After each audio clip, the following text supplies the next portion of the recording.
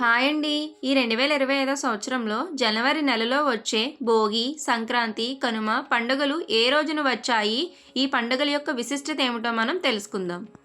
శ్రీ క్రోధినామ సంవత్సరం, పుష్యమాసం, హేమంత ఋతువు, దక్షిణాయనం, జనవరి 13వ తేదీ, సోమవారం, భోగి పండుగ. ఈ రోజున చిన్నపిల్లలకు భోగిపళ్ళు వేస్తారు. ఈ రోజునే గోదాదేవి అమ్మవారి కళ్యాణం కూడా చేస్తారు. జనవరి 14వ తేదీ మంగళవారం, మకర సంక్రాంతి పండుగ. ఈ రోజున గాలిపటాలను ఎగరవేస్తారు.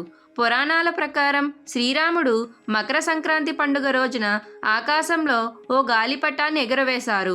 అలా ఆ రాముడు ఎగరవేసిన గాలిపటం కాస్త ఇంద్రలోకానికి చేరింది. అప్పటి నుంచి ప్రతి సంవత్సరం మకర సంక్రాంతి పండుగ రోజున గాలిపటాలను విధిగా ఎగరవేయడం ప్రారంభించారు.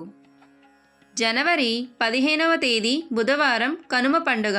రైతన్నలకు ఏడాది పొడవునా వ్యవసాయంలో తమతో పాటు కష్టంలో పాలు పంచుకున్న పశువులను పూజించే పండుగ కనుమ పండుగ. ఇలాంటి మరెన్నో వీడియోస్ కోసం please subscribe Rushka creations. Thank you.